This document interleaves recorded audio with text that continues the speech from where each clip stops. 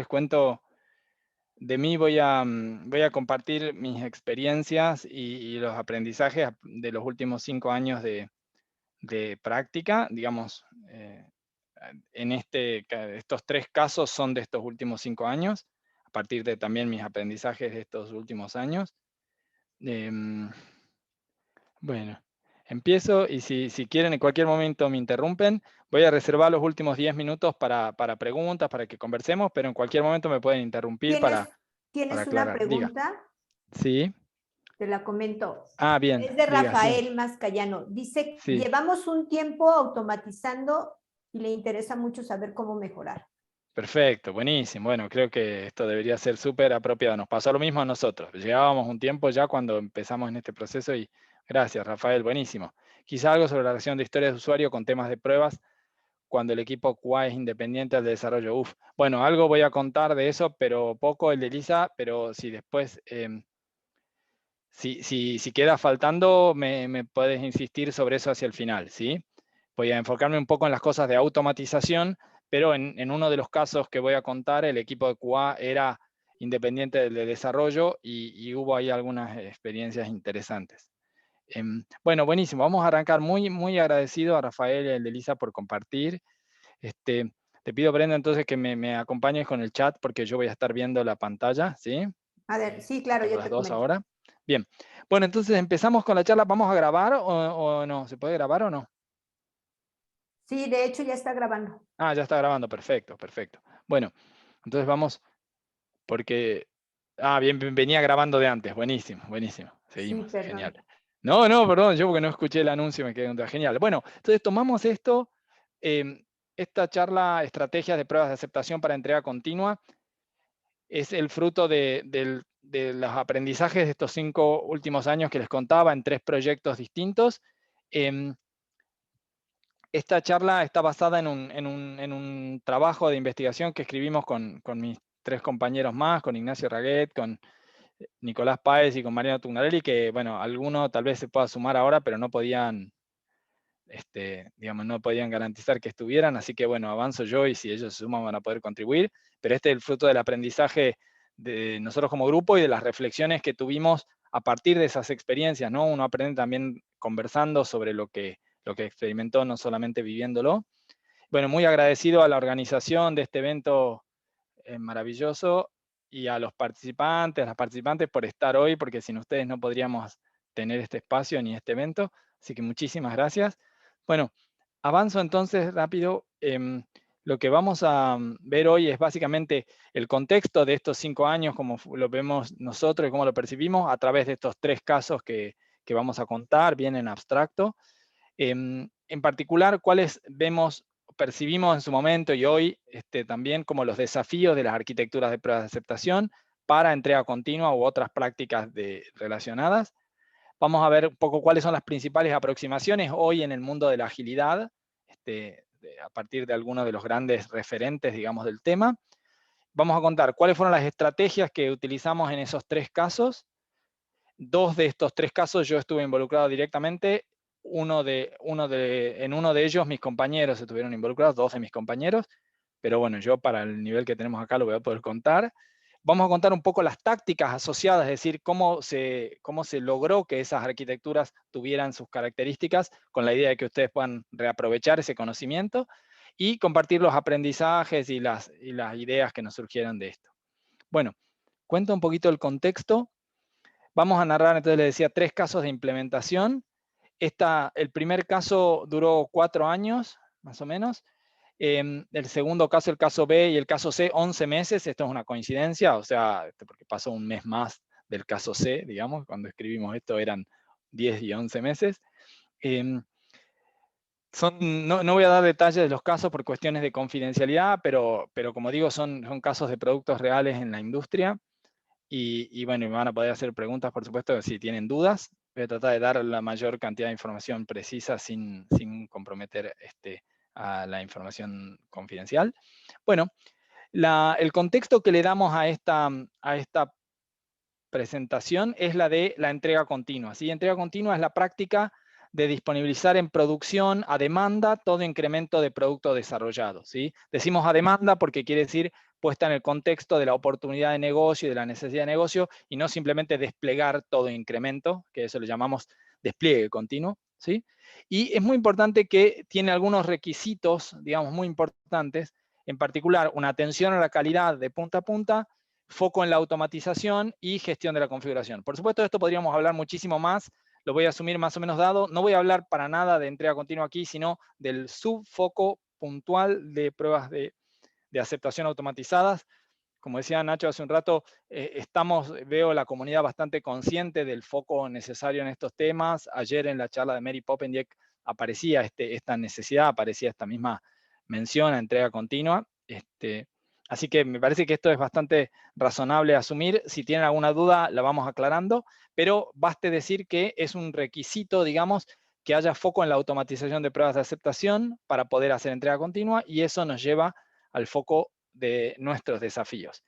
Básicamente, como decía Rafael, creo, hace un ratito en el chat, nosotros llevamos varios años haciendo automatización de pruebas de aceptación y algunos años más haciendo automatización de pruebas técnicas, y en estos últimos 5 años, a partir de varias lecturas y de participación en conferencias también, en particular en la XPConf, que es una de las primeras conferencias ágiles del mundo, nos encontramos con una mirada un poco más nueva, que nos desafiaba un poco sobre las pruebas de aceptación, ¿sí? Y es que las expectativas que nos hacíamos sobre las pruebas de aceptación eran cada vez más exigentes y no eran muy consistentes con nuestra mentalidad al respecto.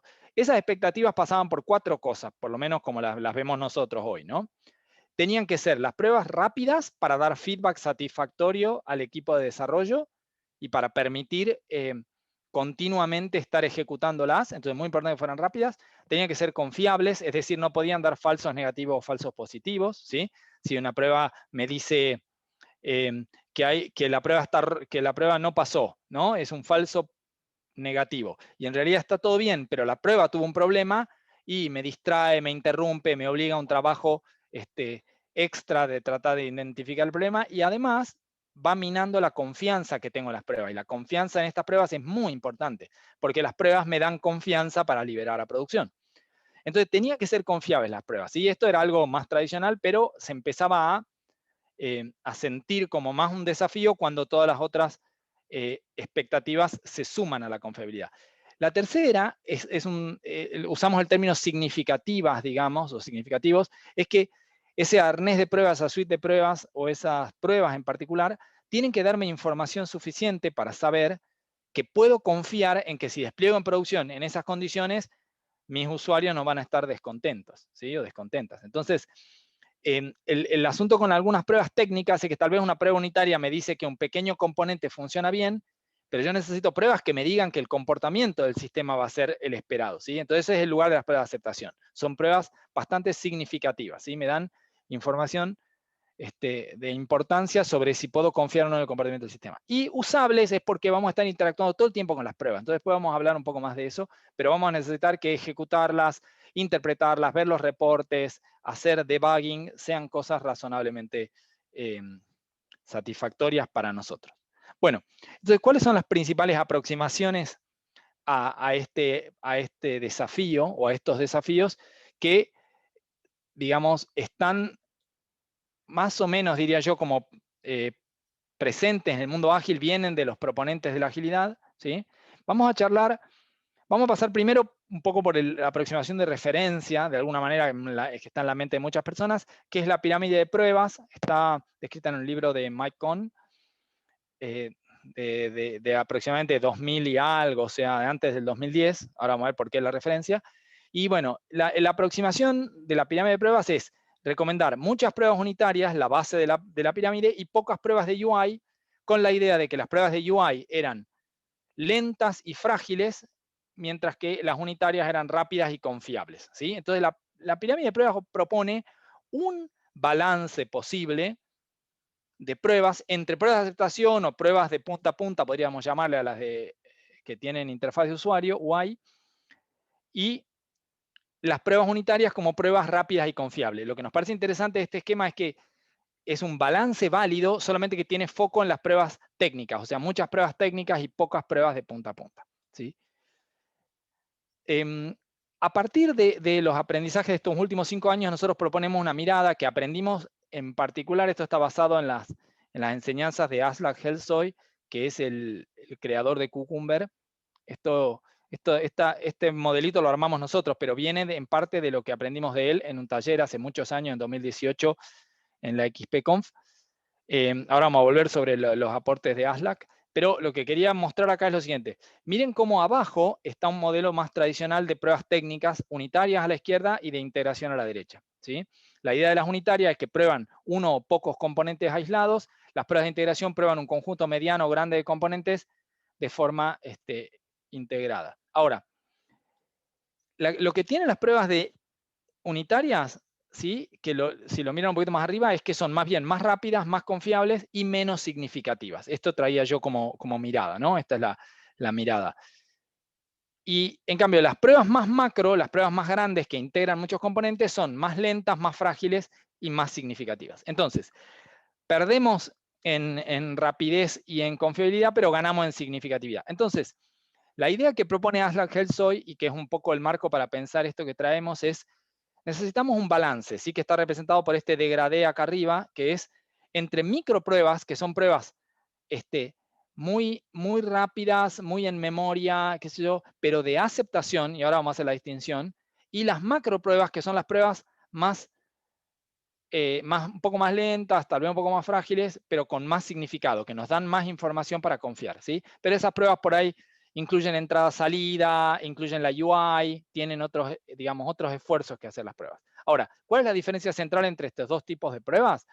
Las pruebas de aceptación describen acuerdos sobre el comportamiento esperado en términos que todo el equipo puede comprender. Entonces, las pruebas de aceptación describen, en términos del lenguaje de dominio, del lenguaje compartido por el equipo, como enseña Eric Evans, las formas en que el sistema debe comportarse. Entonces vamos a avanzar un poquito con las aproximaciones.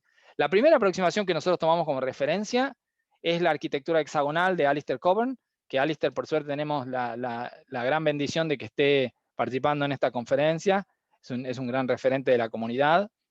Y bueno, esta arquitectura hexagonal de Alistair es la gran referencia, digamos, para muchos de nosotros sobre cómo hacer testeables en términos de estos desafíos tecnológicos, que es un gran tema.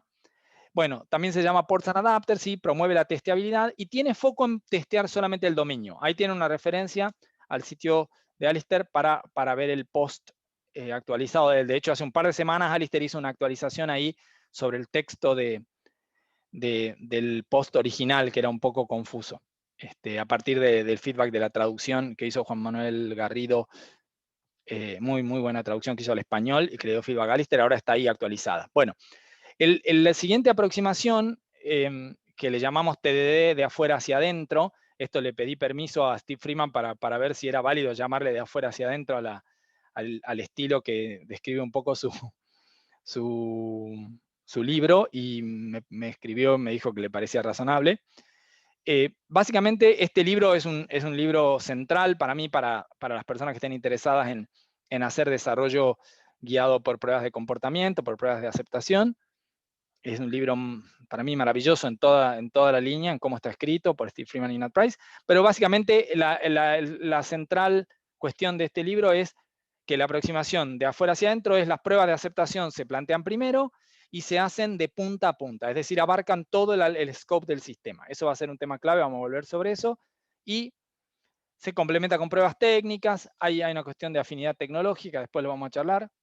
Y acá viene la tercera de las aproximaciones. Recuerden, si tienen cualquier duda, yo sé que estoy trayendo muchísima información, tal vez nueva para algunos de ustedes, me pueden frenar e interrumpirme, no hay problema, o ponen en el chat y Brenda lo puede retomar. Bueno, la tercera de estas aproximaciones que consideramos como fuentes para nuestra experiencia es este estilo que se llama Subsecond TDD, o sea, TDD en menos de un segundo, de Aslak Helsoy. Como les decía, es el creador de Cucumber, también participó del proyecto de Selenium en su momento, es uno de los referentes del mundo de las pruebas de aceptación también. Y lo que propone este estilo, es un poco más complejo y desafiante e interesante, es la idea de que haya en un mismo sistema múltiples ensamblados de pruebas, algunos, como el que está a la izquierda, más completos, o sea, con máxima significatividad porque se prueba muchísimo del código, por ahí no todo, ¿sí? Se excluye, por ejemplo, los sistemas externos, ¿no? Ahí dice Integration Mocks, lo que queríamos poner acá es, tal vez excluye los sistemas externos con los que integramos, pero prueba todo el código de la aplicación. Fíjense que las capas acá dicen un driver de Selenium, un browser, un frontend con HTTP, una lógica de dominio, ¿sí? En cambio, en el de la derecha se ve la misma, perdón, la primera línea de Gherkin son las especificaciones en el lenguaje en el que está basado Cucumber, ¿sí? Es el lenguaje de especificación ese que dice given, when, then, para los que por ahí no lo conozcan como Gherkin. Pero básicamente lo que planteamos acá es, bueno, puede haber un ensamble mucho más chiquito que solamente tenga una ejecución de pruebas basada en la lógica de dominio, ¿sí? Lo que plantea Aslak es que las pruebas se especifiquen una vez y se puedan correr contra distintos de estos ensambles, ¿sí? Que se pueda balancear los tamaños de distintas pruebas y que se pueda mantener, como decía, una única especificación, ¿sí?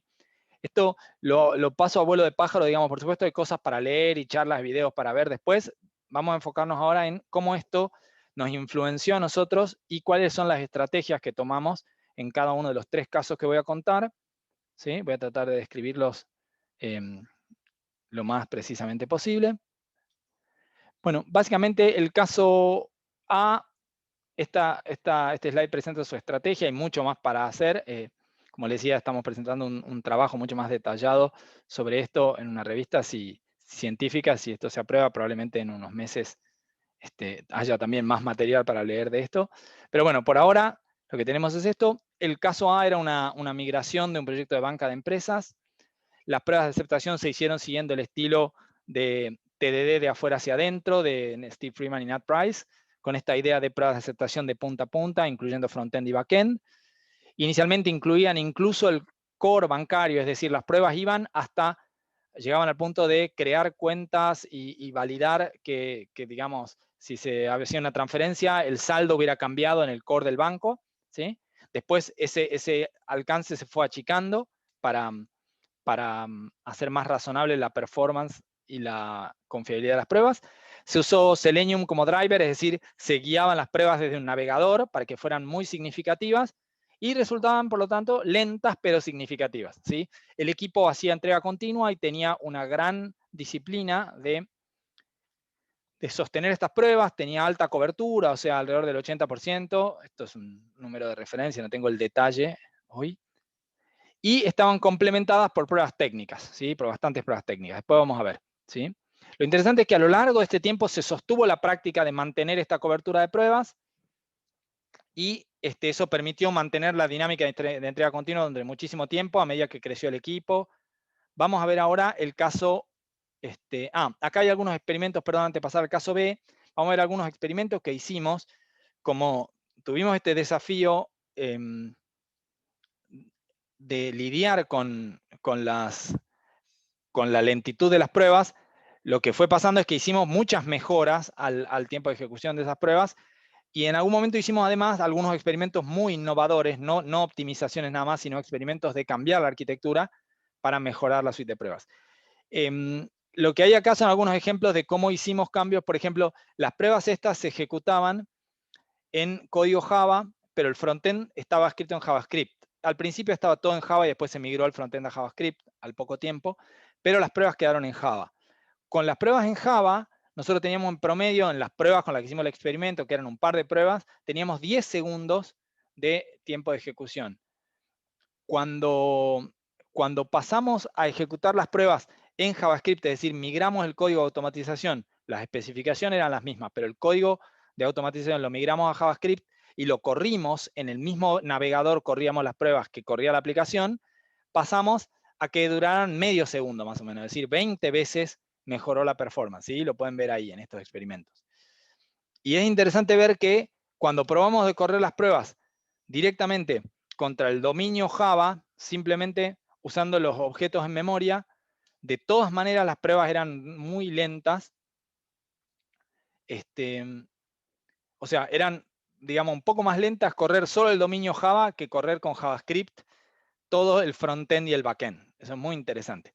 Si lo miran acá, la significatividad de los experimentos que hicimos corriendo todo Java y todo JavaScript era la misma, es decir, la cantidad de código que ejercitábamos era la misma, pero las tecnologías de pruebas variaban, ¿sí? Y eso nos va a llevar a algunas de las tácticas que aprendimos después, ¿sí? Pero esto es una cosa que hicimos experimental dentro del proyecto, pero que no estuvo plasmada en el código del proyecto más que en algunos ejemplos.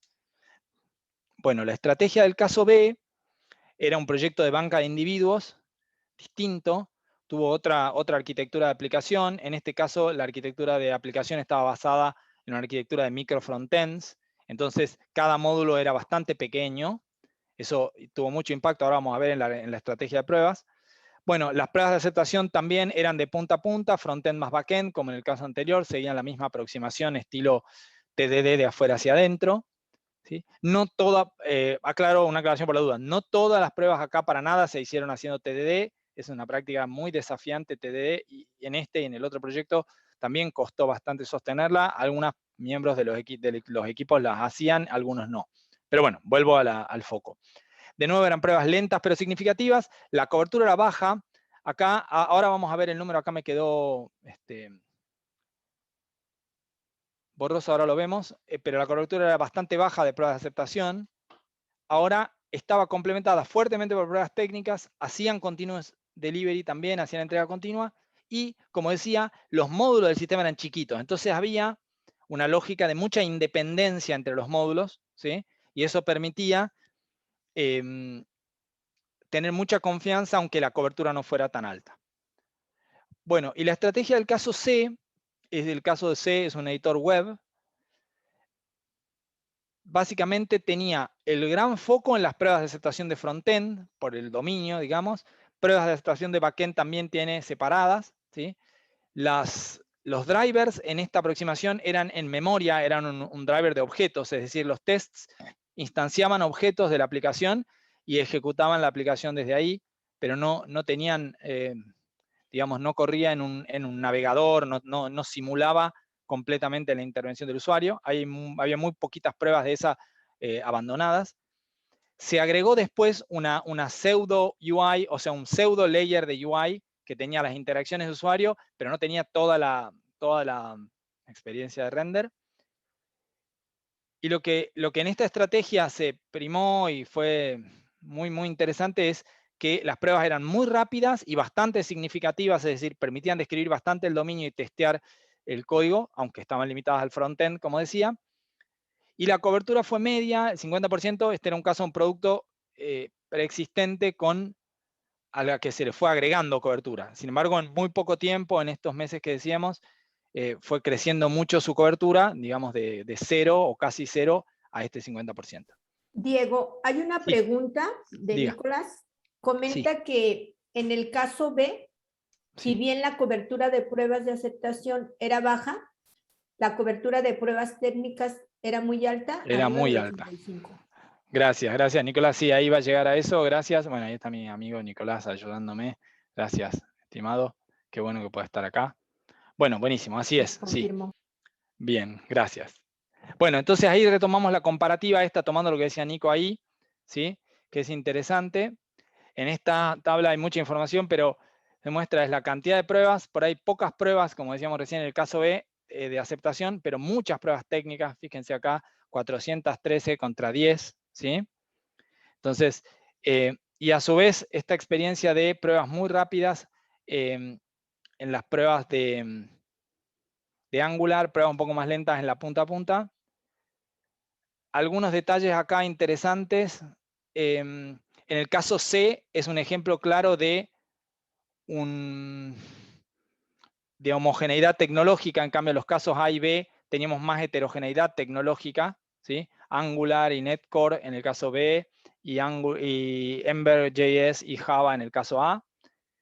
Y hay alguna cosa interesante también, en el caso C, el build total para 4012 pruebas de aceptación era 6 minutos, ¿sí? Comparado con 30 minutos para el build de 680 pruebas más o menos del caso A, ¿ven? Es decir, el esfuerzo inicial para ejecutarlas era el tiempo, perdón, inicial para ejecutarlas muy diferente. En ambos casos se usaron tácticas comunes, como ejecutar pruebas en paralelo, ¿sí? U otras optimizaciones diversas, pero es interesante verlo así a vuelo de pájaro. Igual, por supuesto, estos números no son perfectamente comparables en todos los casos, hicimos lo mejor que pudimos para relacionarlos. Fíjense acá también abajo, en la penúltima fila, la relación de pruebas de aceptación automatizadas sobre el total de pruebas automatizadas. Acá viene lo que decía Nico, digamos.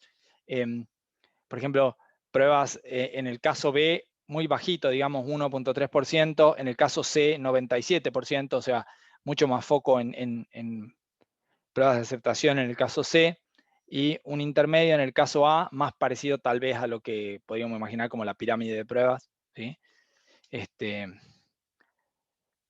Bueno, avanzo ahora entonces para recordar un poquito las tácticas, ¿sí? Las tácticas son básicamente decisiones de diseño que promueven algunos atributos de calidad específicos, ¿sí? Es la terminología propia de arquitectura de software, que la usamos acá aplicada a la arquitectura de las pruebas, ¿sí? Y las tácticas que proponemos son estas 6, vienen un poco de estas experiencias que decimos. Por supuesto que hay otras, recién di un ejemplo de táctica que es correr en paralelo a las pruebas, pero esas son tácticas más tradicionales, ¿no? De generales, digamos. Estas son algunas que emergen específicamente de este tipo de experiencias que hicimos en estos años y que nos parece interesante compartir. Bueno, las tácticas vamos a revisarlas ahora. La primera dice evitar la entrada-salida, ¿sí? Los procesos de entrada-salida son los procesos en los cuales el procesador intercambia información con el exterior, ¿sí? Lo que nos parecía interesante es, esto está inspirado en, bueno, digamos, las experiencias nuestras, y en particular hay un ensayo, un post de Michael Feathers que se llama Set of Unit Testing Rules, que promueve esta idea, y también en la aproximación de Aslak Helsoy de Subsecond TD. Básicamente la idea es evitar acceder a archivos o a la red o hacer entrada-salida de cualquier manera, ¿sí? Permitir que todo eso ocurra en memoria, digamos, entre el procesador y la memoria. Esto hace que sea mucho más rápido y mucho más confiable. Y es un gran desafío cuando hay heterogeneidad tecnológica, ¿sí? Por ejemplo, en el caso A, que teníamos un caso JavaScript Java, digamos, hicimos experimentos con alternativas políglotas, por ejemplo, correr todo el código en el mismo espacio de memoria con Graal VM, que es una máquina virtual multilenguaje, y no funcionaba, digamos, no podíamos hacer correr ahí código, sí código JavaScript, pero no el código nativo que teníamos de algunas librerías JavaScript que estábamos usando. Entonces, no podemos usar eso. De nuevo vamos a ver que la heterogeneidad tecnológica es un tema que se repite entre nuestras experiencias acá. La segunda le llamamos tecnología sin costuras, ¿sí? Seamless Technology. Está inspirado en nuestra experiencia de esto que contaba de JavaScript y Java. La idea de esta táctica es especificar las pruebas en la misma tecnología que el sistema bajo prueba, ejecutar las pruebas en la misma tecnología también.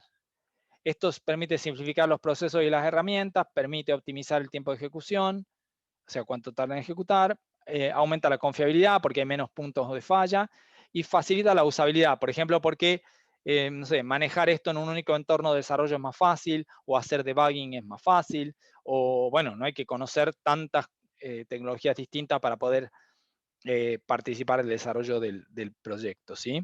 Bueno, y como decía, esta habilita a que todo ocurra en memoria, que era la táctica anterior, ¿sí? Están bastante relacionadas. La tercera está basada en la idea esta de Subsecond TDD de Aslak Helsoy de achicar el tamaño del ensamble. Entonces, en esta dice, reducir el tamaño del ensamble es la táctica. Disminuye la cantidad de código a probar, permite excluir partes de acuerdo al riesgo. Por ejemplo, si considero que la API está estable y no la necesito probar, la puedo excluir, cosa que es un tema para tomar con pinzas, ¿no? Pero es algo que puedo hacer. Y en ese caso obtengo mayor rapidez, mayor confiabilidad y menos significatividad, ¿sí? de esa ejecución o de ese ensamble, ¿sí?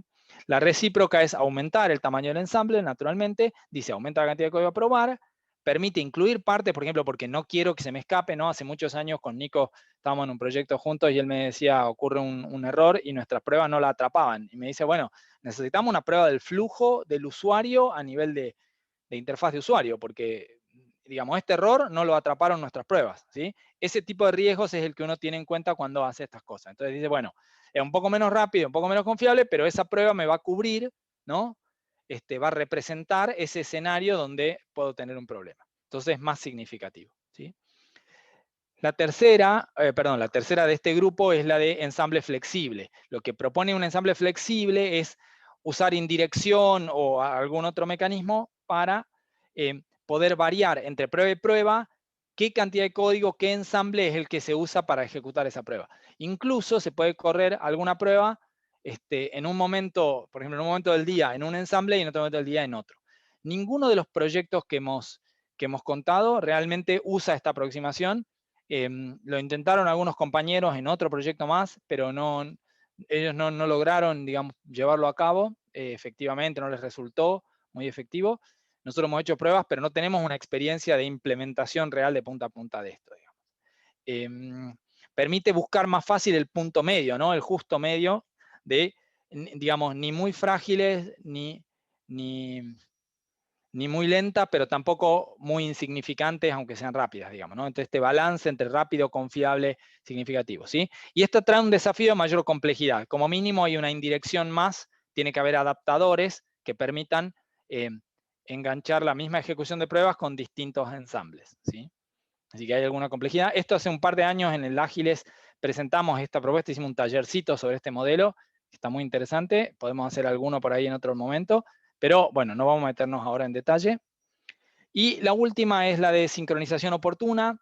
Esta le llamamos en inglés Lean Synchronization y está inspirada en la experiencia con JavaScript. Ocurre que las aplicaciones JavaScript hoy son cada vez más y más complejas en términos de, como muchas de esas ejecuciones asincrónica, a veces cuesta sincronizar el test, que tiene que ser secuencial y avanzar a pasos seguros cuando la aplicación está en un estado apropiado, con la ejecución dentro de la aplicación en forma sincrónica, porque en ese contexto, digamos, tal vez el test avanza, ejecuta un paso y cree que la aplicación ya terminó de hacer algo y la aplicación todavía está sincrónicamente preparando eso que el test le indicó hacer, ¿sí? Entonces, ¿cómo se sincroniza normalmente? Las formas más tradicionales son hacer cosas como insertar esperas arbitrarias en el código. Bueno, la idea de esta táctica es evitar esas esperas innecesarias, ajustar la sincronización de manera tal que o bien usar mecanismos tipo polling, digamos, chequear el estado del sistema bajo prueba varias veces y si varias veces, después de chequear varias veces, no se satisface, dar un timeout y fallar, pero si no, esperar poquito e intentar revisar si el sistema ya está estable, ¿sí? Hay otras posibilidades como recibir notificaciones del sistema, ¿no? Que el test se registre con el sistema para ser informado cuando el sistema haya llegado a un estado válido. Ese tipo de cuestiones mejoran, minimizan la espera y favorecen que el test sea confiable y sea rápido, ¿sí? Las soluciones más tradicionales lo hacen lento para hacerlo confiable o lo hacen rápido y lo hacen desconfiable, ¿sí? Y bueno, para cerrar, algunas ideas y aprendizajes, ¿sí? Después, por supuesto, me gustaría escuchar sus preguntas, sus comentarios, si esto algo les ha disparado. Algunas ideas, ¿no? Nuestra propuesta es, a partir de todas estas experiencias, es que los conjuntos de pruebas de aceptación deberían ser balanceados, es decir, tal vez un ensamble intermedio con pruebas que sean medianamente significativas y que podamos tener muchas pruebas de eso, ¿sí? Para eso ese ensamble tiene que ser no muy lento ni muy frágil, tiene que ser intermedio. Entonces, por ejemplo, en el caso C usamos Seamless Technology con ese estilo, ¿sí? Algunas pruebas bien de punta a punta muy significativas, como había en el caso B y en el caso A, porque es muy importante. De hecho, en el caso C, ahora nos estamos planteando eso, cómo agregamos pruebas de punta a punta más significativas, ¿sí? Y estamos empezando a discutir cómo vamos a hacer eso. Y hay un tercer tipo de prueba que es interesante, que emergió bastante en el caso A y en el caso C, por lo menos, que es pruebas de ensamble mínimo, o sea, rápidas de dominio, para pruebas específicas. Por ejemplo, cuando hay muchas combinaciones de datos. Entonces uno no quiere repetir todo el escenario, pero quiere probar una parte del comportamiento del sistema que depende de esas combinaciones de datos. Por ejemplo, nos pasó en un momento con las combinaciones de estados de usuarios y estados de empresas a las que pertenecían los usuarios. Entonces la combinatoria de eso eran muchos casos y no hacía falta ejecutar todo el flujo desde la UI para probar esos casos, ¿sí? ese tipo de cosas son realmente muy, muy útiles. Y en el caso C las hemos visto masivamente usadas. Bueno, esto además de, por supuesto, como me decía Nicolás hace un rato, mantener pruebas técnicas, digamos, muchas pruebas técnicas que son rápidas, que permiten saber exactamente dónde está el problema, que se pueden hacer en la tecnología específica del componente que prueban, o sea, tienen muchísimas ventajas, ¿sí? Bueno, después, ¿alguna otra cosa Perdón, interesante? Diga, sí, Diego, Brenda. tienes una pregunta de Sí, Lucas. dale. Dice, si tuvieras que volver a comenzar con el caso A, ¿cómo Mm. enfocarías las pruebas a grandes rasgos? Lo que haría en el caso A es iría con el del medio, con un ensamble intermedio, ¿sí? Con muchas pruebas corriendo en el mismo runtime que la aplicación, o sea, corriendo en el frontend de la misma tecnología. Nosotros las teníamos en Java, las correría en JavaScript, ¿sí? Para eso hay herramientas distintas. Nosotros probamos con la misma que se usaba ahí, Testem, que es la que usa Ember.js, y mejoramos 20 veces el tiempo de ejecución con esos experimentos que conté, ¿sí? Otra alternativa son usar Cypress, por ejemplo, que es un entorno de ejecución muy potente para hacer desarrollo de pruebas, con la misma idea que las corre en el mismo entorno en que está la aplicación, ¿sí? Lo que haría es eso, Lucas. Lo que nosotros detectamos es que el mayor dolor lo teníamos en la interfase de contacto entre el driver y el frontend, y no entre el frontend y el backend. Una vez que uno interactúa rápido con el frontend, las interacciones con el backend en general tienen menor frecuencia, menor chattiness, se dice a veces en términos de red, entonces impactan menos en la performance, ¿sí? Yo mostré allá hace un rato el ejemplo. Entonces yo haría eso, correría las pruebas en el mismo frontend, ¿sí? En el mismo runtime, digamos, que el frontend, ¿sí? Las haría in-memory y seamless technology, que son las dos tácticas que planteamos ahí, las dos primeras, ¿sí? Y reduciría el assembly un poquito. Tal vez no. O sea, ahí depende un poco. Por ejemplo, depende de otro tema que ahora voy a plantear, ¿sí? Espero haber sido claro. Ahora, si no, escucho la repregunta, ¿sí? Gracias, Lucas. Bueno, planteo acá esto de proveer soporte lingüístico para categorizar pruebas, usar tags o módulos, es algo muy común que está en las herramientas hace mucho, pero vemos que muchos equipos no las usan, nosotros mismos nos ha costado usarlas a veces y después las echamos en falta, ¿sí? Y de hecho hemos confirmado con otras personas la misma sensación. Bueno, y después hay que pulir e integrar las herramientas para la ejecución de las pruebas, para debugging, para reporting. Eso es una cosa que también ayuda, por supuesto con cuidado, digamos, hay que invertir. En el caso B, y en el caso A se probaron diversas aproximaciones a integración de reporting que fueron interesantes y valiosas, me parece, aunque en el caso A fueron un poco más dolorosas. Bueno, y algunos aprendizajes para cerrar, escuchar las preguntas de ustedes, ¿sí? Hay que evaluar cuánto tiempo tarda en cargar la aplicación. Por ejemplo, en el caso C, ese era el gran cuello de botella. Entonces, lo que se hizo es evitar la carga, y esto lo definieron los arquitectos jefes, digamos, no lo definimos nosotros, evitar la carga y mantener la aplicación en memoria. En el caso que contábamos de A, se mejoró mucho reduciendo la entrada-salida, por lo menos entre el frontend y los tests. Y eso fue muy, muy positivo, ¿sí? Y eso también se usó en el caso C, muy, muy positivo, ¿sí? Mejoró muchísimo. De hecho, en el caso C hay algunas pruebas que hacen entrada-salida y se nota, digamos, que tardan mucho más, digamos.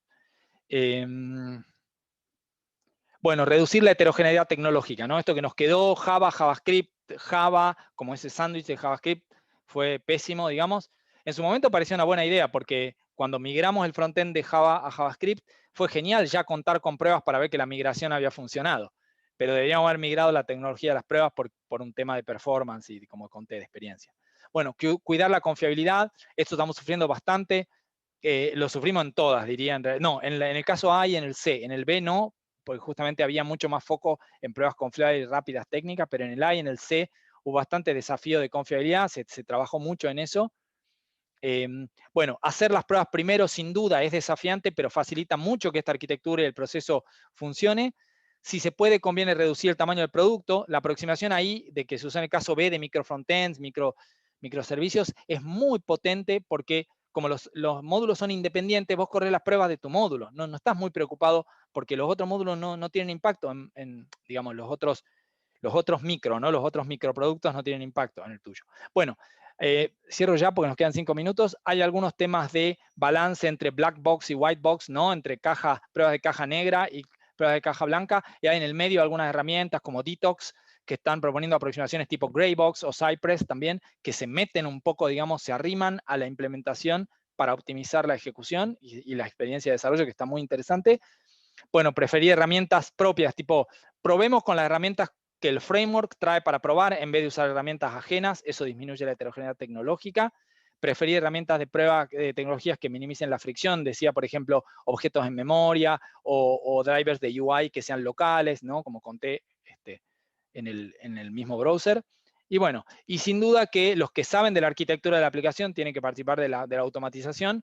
Esto es obvio cuando todo se hace junto, pero hay casos como el que preguntó Ildelisa, creo que era esto de qué pasa si están separados los equipos, estas cosas las tienen que hacer juntos, ¿sí? Mi experiencia es que incluso en un caso C, que éramos equipo de automatización, no pudimos para nada hacer sin los arquitectos, al revés, digamos, como que los leads del diseño de la arquitectura fueron los arquitectos de producto, ¿sí? Bueno, muchísimas gracias, escucho sus preguntas, espero que les haya gustado, que les sirva, cualquier cosa, siempre me pueden escribir para consultarme cualquier cosa, es una alegría compartirlo. Así que abrimos micrófono, Brenda, por favor. Muchas gracias. Tienes preguntas en el chat, te las leo. También te gracias. comento que sí llegó Nicole y Sí. Ignacio, están aquí. Buenísimo, gracias. Por si quieren apoyarte en responder eso, también. si quieren decir algo, eso, si quieren responder, buenísimo. En el chat, estoy tratando de mirar, sí. Mira, Ernesto pregunta, ¿alguna consideración extra cuando se trabaja con APIs como capa delante de backend? La experiencia, me parece, es esta de tratar de incluirlas, digamos, en los assembly, por lo menos los que sean de punta a punta, Ernesto, ¿sí? Que esas cosas no queden afuera como una cosa no testeada, ¿sí? En algunos casos, como el que conté, donde la complejidad estaba mucho en el frontend, en el caso C, había pruebas de API aparte, digamos, y mi impresión ahí es que faltan las de punta a punta, digamos, ¿sí? La verdad que digo una obviedad, creo, no sé si te respondo. No sé si Nico o Nacho quieren agregar algo a la pregunta de Ernesto. Hola, si quieren agrego algo. ¿Cómo les va, Ignacio, acá? ¿Se me escucha? Sí, ¿no? Sí, perfecto. Sí. No, creo que algo que para tomar alguna idea de eso que pregunta Ernesto, tiene que ver con si vos controlás o no la implementación de esas APIs. O sea, si son parte tuya, digamos, de tu producto, o es de un equipo externo que maneja otro ritmo, otro backlog y demás. Creo que eso cambia un poco también el diseño del assembly, porque si no es tuyo, a lo mejor es interesante ver lo que se llaman pruebas de contrato,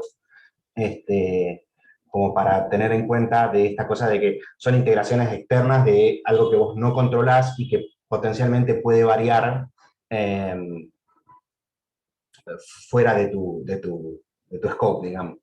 No es lo mismo, ya digo, si no lo controlás, lo tomaría más bien por ahí con una aproximación de prueba de contrato, y las incluiría en pocas pruebas que ejerciten el todo, justamente por esto, porque va a ser súper duro, te va a costar, los ambientes para correr esas integraciones van a ser difíciles, vas a tener la gente que te provee esas APIs te tiene que disponibilizar un ambiente, tiene que lidiar con las versiones de esas APIs, etc. Entonces, por ahí ir por prueba de contrato es una más razonable. Si vos controlás eso, si vos controlas la implementación de las APIs, a lo mejor sí, está bueno que esté incluido en tus pruebas, pero vos ahí vas a tener que, si de pronto hay muchos requerimientos dando vueltas, bueno, y empezás a tener problemas de escala, bueno, ahí hay que chusmear por ahí alguna de las estrategias que decía Diego, ¿no? De achicar el assembly o ver qué tecnología y demás.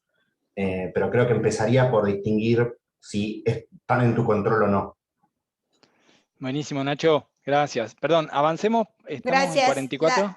La Sí, había otra segunda pregunta es de Franco.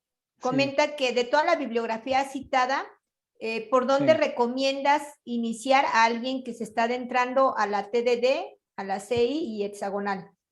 Sí está contesto yo. pero... Ahí está, sí, está conectado, pero no sé si está pudiendo hablar. Bueno, contesto yo, después Nico agrega en todo caso.